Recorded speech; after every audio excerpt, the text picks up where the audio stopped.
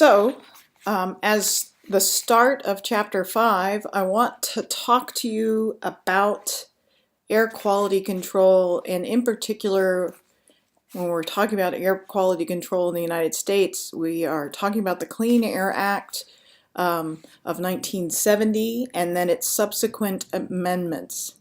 There was other attempts at federal regulation of the air prior to this act, but they lacked a variety of issues and teeth.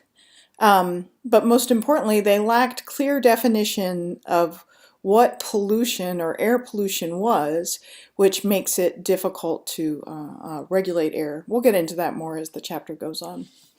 So prior to 1970, there were widespread problems of smokestacks that were billowing lots of emissions into the air, and vehicle emissions that were unfiltered. And while we've seen over the first more than coming up on 47 years of the Clean Air Act, well, we've seen tremendous improvements based on pollution control measures within the Clean Air Act.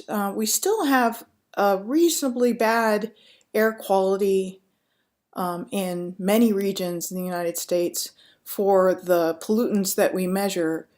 So over 100, your book talks about how there's over 126 million Americans living in areas that are considered outside of the attainment for the Clean Air Act pollutants that are measured.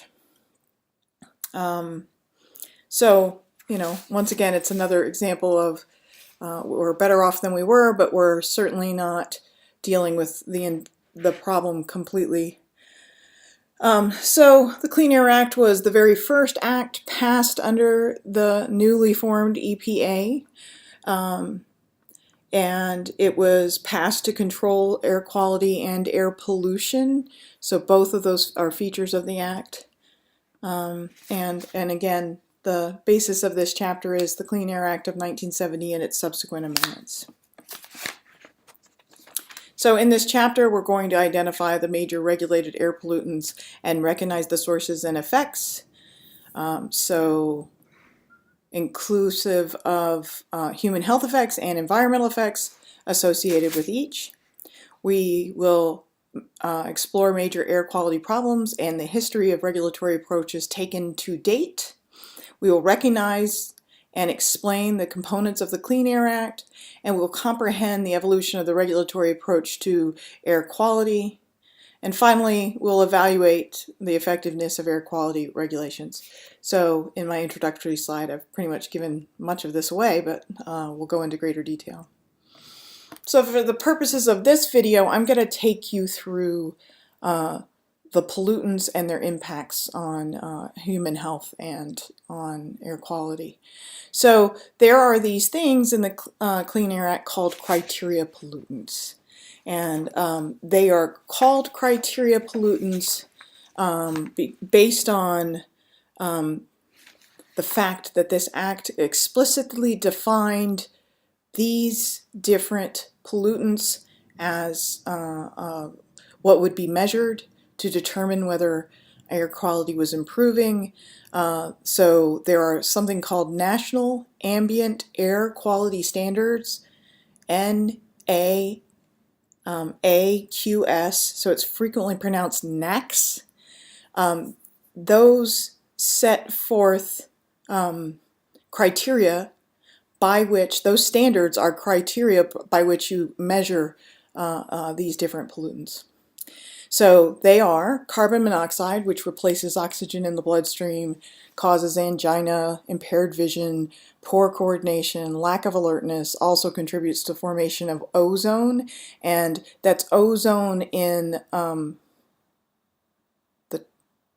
troposphere, not in the stratosphere, so in the air we breathe. So if you've ever been exposed to ozone or been in a place that has high ozone levels, you have a kind of a burning sensation in your lungs, and that's because it's burning your lungs. So it's not a good idea to be exposed to it if you can help it. Lead damages neurological systems and kidneys. By now you've learned a lot about lead in our case study for the week. Nitrogen oxides, frequently called NOx, cause lung and respiratory tract damage and contribute to acid rain and smog. Ozone irritates your eyes, reduces lung function, increases nasal congestion, and reduces resistance to infection. Particulates reduce resistance to infection. They irritate the eyes, ears, the throat, and they cause temporary or permanent lung damage. So if there's very small particulates in like a work situation where you're creating a lot of dust associated with mining or associated with machining parts or something like that, if you're breathing enough of that in, you could actually ruin your lungs. So asbestos is a compound that can be friable and can enter your lungs like dust, like particulates, and it forms a kind of cancer called mesothelioma. Or I think you'll recall in one of our first case studies talking about the labor movement, there were people who had silica in their lungs from having worked in silica mines, and it made it impossible for them to breathe by the time they were wheezing, at middle age. So particulates can be a big problem in general in very polluted places like Beijing, China, but it could also be a big problem in an occupational setting. And then sulfur dioxide, which is sometimes called SOx, causes lung and respiratory tract damage and contributes to acid rain, which damages trees, buildings, vegetation, and aquatic life. So if you give some thought to each of these different compounds, you might see a theme across them. If you think about where you're most likely to see these compounds in the air or what it would be associated with. So generally speaking, these are associated with combustion. They're very associated with combustion of fossil fuels, but it could be combustion of wood as well, or that sort of thing. But the SOx and the NOx and the lead and the carbon monoxide are particularly big issues around, especially early gasoline. And early motor vehicles. So sulfur oxides or sulfur dioxide again contributes to acid rain and respiratory problems. So if you look at the graph provided here, it shows that it shows the pattern of different levels of emission across different countries, and which relatively contribute to anthropogenic sulfur over time. And what's interesting about this graph is that if you look at the United States and Europe, you'll notice that we were able to drive SOx production down over time, and part of that was due to efforts of the Clean Air Act. If you look around, so if this is 1950 and this is 2000, somewhere in between here, this is 1975. That's where we're at peak SOx. And then as that became a regulated thing and different technologies were employed to control it, you see a downtick in it, which is a success story, really. SOx is one of the better successful stories. An important point to make here is that part of the mechanism for making that go down was to employ a cap and trade model. And you'll see the most accelerated shift was around here, which was about 1995 or so. And so in instances where industries were making a lot of SOx that went into the air, they were allowed to do cap and trade or trade these tradable emission permits, and they drove it down. So there's natural sources of sulfur dioxide. They include volcanic eruptions, decay of organic matter, and ocean sea spray. More than half of the sulfur dioxide emissions are derived from human activities, especially in combustion of fossil fuels and transportation, prior to the implementation of catalytic converters, which happened soon after, or reasonably soon after the Clean Air Act. And electricity generation, especially associated with coal power plants, is a big contributor. Respiratory damage and acid rain are the two problems for sulfur dioxide. Yeah. So nitrogen oxides also contribute to acid rain, smog, ozone depletion, water quality deterioration, climate change, and respiratory problems. So one goal is to do a cap and trade program from nitrogen oxides as well. So nitric oxides and nitrogen dioxide are gases that contribute to acid rain, smog, climate change, and water deterioration. Natural sources include lightning strikes and organic decay, and at least half of the annual emissions are from human activities from motor vehicles, power plants, industrial emissions, waste disposal, residential wood combustion, and fertilizers and livestock. So carbon monoxide is problematic because it can cause mental impairment, angina, which is a heart-related issue, impaired vision, lack of alertness, ozone pollutant accumulation, so ozone in the atmosphere, and it also acts as a greenhouse gas.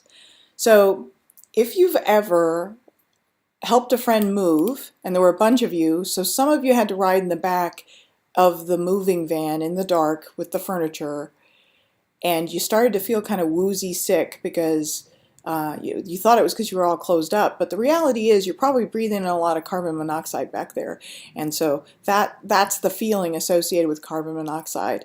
In fact, people who are unaware of it and cooped up with cars can actually die from those kinds of emissions.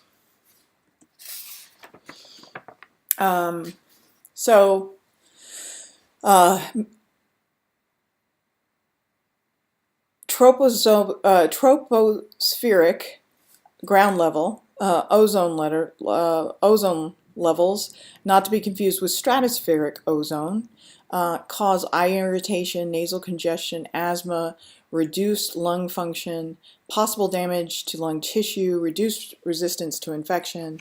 It harms vegetation, damages plant tissues, inhibits photosynthesis, and increases susceptibility to disease and drought.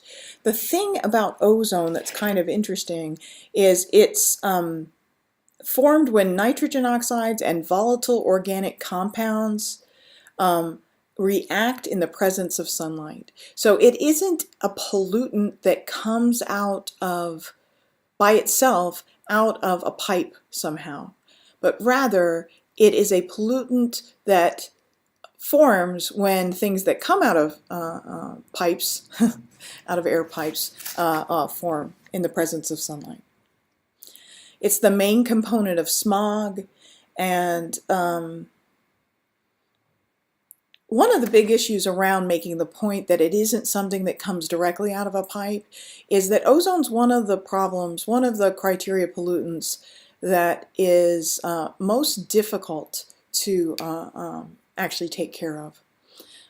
So if you notice here over in the graphic, it does show you this idea that it's a combination of oxygen, nitrogen oxide, and sunlight, or volatile organic compounds can be part of this as well, and they form these ozone molecules. There are impacts on human health that include asthma-related stuff, as I pointed out over here, but it's also here. And people who have chronic respiratory problems tend to live in places, or people who live in places that have a lot of ozone can have chronic respiratory problems, especially that'll show up a lot in children.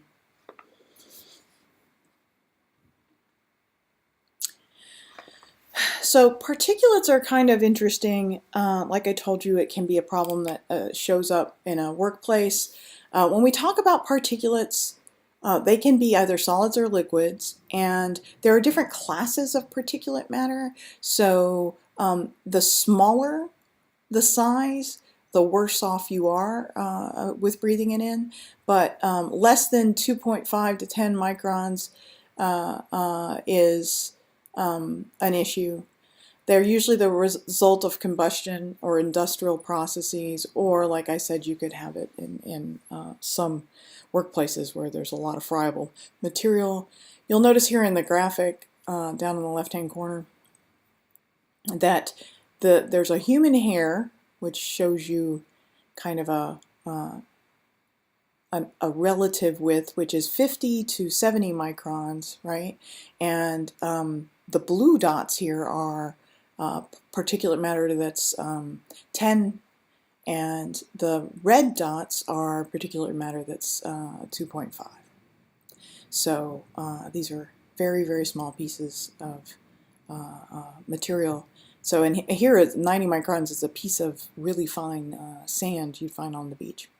So one of the things that's one of the things that has been determined only relatively recently is that there's a connection between breathing in this sort of material and probably not surprisingly, respiratory disorders, right? Things like decreased lung function, bronchitis, increased respiratory symptoms. But the really weird part is there's an uptick among populations that have this in heart arrhythmias, heart attacks, and premature death from those heart attacks. And what they've determined is that if it's a small enough piece of particulate matter, it actually will leave the lungs and go into the bloodstream.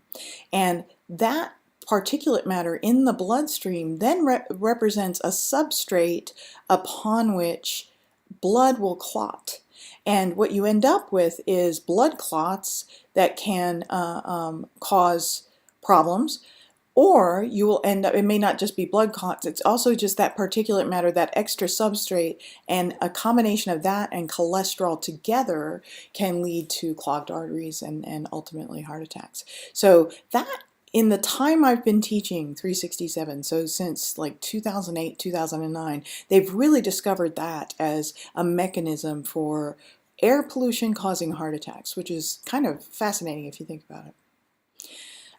So groups that are sensitive to the very small ones are, of course, then people with heart or lung disease, older adults, children, and pregnant women. So lead poisoning, as we talked about in this week's case study, lead builds up in the body, causes serious health problems. The symptoms include headaches, irritability, reduced sensations, aggressive behavior, difficulty sleeping, abdominal pain, poor appetite, constipation, and anemia. But, you know, this would be like a reasonably acute exposure to a small amount of lead might be those symptoms. But if you have a chronic exposure to lead that builds up over time, the real concern is that it's super harmful to children, and it could affect their developing brains. And you'll recall in the case study this week that there was those studies on children and their IQ and the accumulation of lead in their, or evidence of lead in the teeth that they shed. And you know, there's not you know, the thing about mental retardation is it's not something you can get back, right? So lead is a super sad problem if we could avoid it. So yeah, here there's the list of loss of developmental skills, behavior, attention problems, hearing loss, kidney damage, reduced IQ, slow body growth. And while I don't expect many of you read it, it's a very long article. If you're just interested in the relationship between U.S. history and kind of corporate involvement with the U.S. government, and just a lot of really interesting, really rich people making decisions that were more about, you know, cornering a market and making a product that they could keep others, that they could patent It's a super interesting story, the story of lead, or the secret history of lead article that was with the case study that I said was optional. So, thus far I've told you about the criteria pollutants, which are individual things that are measurable, and that's one of the reasons we monitor them. They're associated with combustion and other industrial processes associated with combustion. But there are other complex issues that are air pollutants as well. The airborne toxins, there are 188 pollutants regulated under the 1990 Clean Air Act amendments. What that means is, by the 1990 amendments, there was an increased list of defined things that we regulate. Many of these were identified, as I've told you before, based on workplace effects. So exposures in the workplace indicated their toxicity. Greater than 50% are known carcinogens.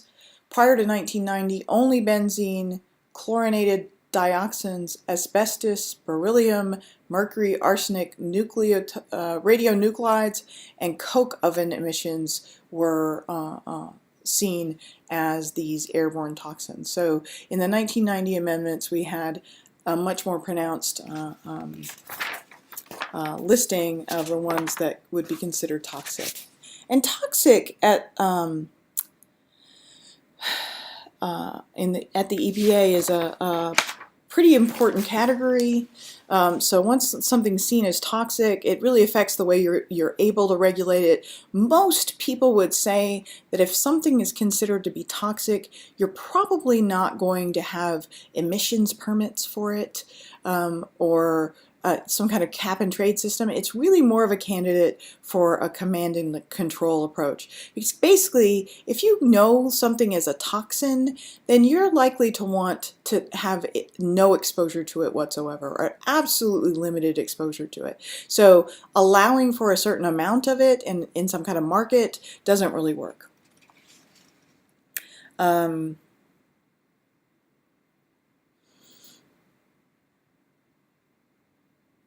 Yeah. Another significant air quality problem, which was particularly interesting back in the the late 80s, early 90s, there was a big push toward a better understanding of acid deposition. So acid deposition is the same thing as acid rain, but the reality is acid deposition is probably a better term for it, because it doesn't have to necessarily be rain. It can fall in the form of particulate matter out of the sky without being wet, and so it could be in you could end up having it not have to be a rain event per se. So you have water vapor, you have sunlight, you have SOx and NOx, and then you get acid deposition. So, I realize you all probably know the pH scale, and you know that the categories on the pH scale.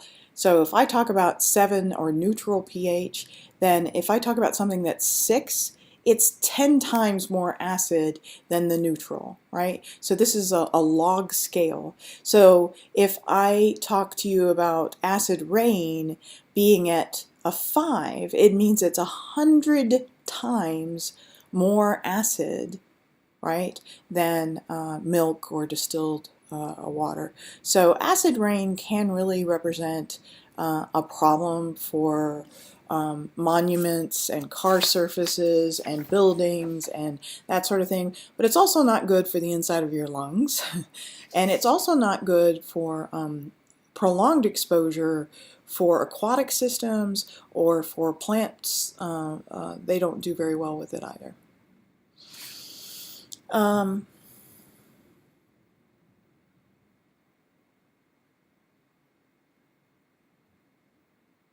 So yeah, one point that your book makes is that the effects of the acid rain can be different in different parts of the country. And so Areas farther in the northeast with granite and glacial soils are much more likely. So things like places like the Finger Lakes of New York State, it's near where I did my PhD work. There were big problems with acid rain there because the ground and the soil underneath those lakes came from glaciers plowing through and scraping out indentations that then became lakes, right? And so granite, like your countertops, maybe at your parents' house, is a super hard surface, right? And it's not made of compounds that will help to buffer the water. So the opposite, like if you have a lake that's made on top of limestone, for example, then even if that water becomes acidified, it will become buffered by the presence of that limestone. So what was found was that there was different amounts of acid deposition in the Northeast because the lakes could not buffer, and the other parts of the country, Midwestern areas and stuff that were under limestone, we had limestone under the lakes, didn't have as much of a problem. Acid deposition causes soil leaching, increased erosion, harm to aquatic ecosystems, building degradation, and public health issues.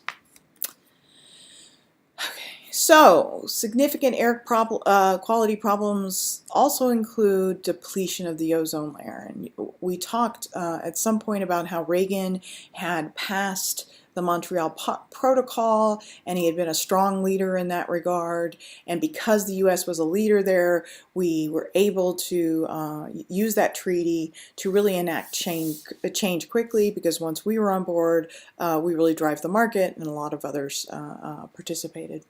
So depletion of the ozone layer is caused by chlorofluorocarbons, which are related to this week's case study as well, and by halons. And once we recognized that this hole was forming and that it was increasing over time, we acted reasonably quickly in 1987, again under Ronald Reagan, to draft and sign the Montreal Protocol. If you go to this week's supplemental materials, or even I believe it might be present in your case study as well. Certainly in the supplemental materials, there are some quick videos that show you the ozone hole growing over different years, and there is also a video all about how the ozone is depleted over time by chlorofluorocarbons or chlorine-containing compounds in the atmosphere over and over again. Once one of those molecules is up there, it'll deplete a lot of ozone because it just keeps working on the ozone. So the problem didn't go away, or the hole didn't shrink very quickly right after the passage of the Montreal Protocol. It took some time. And finally, I think we're at a point where most of you are pretty familiar with the greenhouse effect. It's basically the idea that there is a surface of gases on the Earth's surface that traps the radiation that's coming. So the sun radiation is absorbed by the Earth's surface and it warms it, and then some solar radiation is reflected by the Earth into the atmosphere, and then there's some of the radiation that hit the Earth that flows back up into the atmosphere and is kind of bouncing around, and the presence of these gases keeps the infrared radiation from being let out of the greenhouse area, or the gas covered area. So this has the effect of warming the Earth's surface, and we absolutely are dependent on this greenhouse gas effect to be able to live on the surface of the Earth, for it not to be freezing cold. But in the context of small changes in the numbers of those gases that have these greenhouse effects, we see an uptick in global temperatures relatively readily. So you're probably familiar with the Intergovernmental Panel on Climate Change, the IPCC. It's been having meetings for many years, many of which have, and it provided recommendations that were pretty clear about what we ought to do about this. And you're probably familiar with the Kyoto Protocol, which we originally signed under Gore and Clinton, but you know, they pretty much knew. I think there's pictures of it here. So here's Gore signing it. And ironically, you know, it's not as if Gore and Clinton didn't know that there was a low probability that this would get ratified by the Senate. They kind of knew it. So they were advocates for the Kyoto Protocol, but they were pretty certain that they weren't going to have the political will in the Senate to ratify it. And ultimately, this was then, of course, not ratified, and it was also dropped by W. and Cheney. So, you know, throughout your lifetime, you've probably heard a lot of the arguments around there being scientific uncertainty around this issue, and that the evidence isn't clear. The reality is that the evidence is pretty well supported by most science, but the political will to be willing to do something about it is certainly not clear. So you are probably aware and have heard about climate change in your other classes. There's concerns around polar ice melting, rise in sea levels, shifts in climate zones, agricultural problems, excuse me, spreads of invasive pathogens and other vectors. You know, there's also, you know, effectively positive things in as much as some areas that may not have been able to grow, have as long growing seasons and those sorts of things might in fact have better growing seasons. So for example, some agriculture in Canada might become more high yielding, that kind of thing. So there are, people could argue for pros and cons depending on where you are.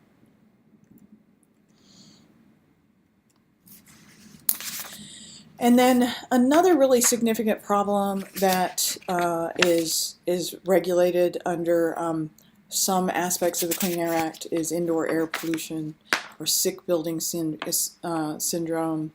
And this, like many other things, has the strongest effects on younger and older people.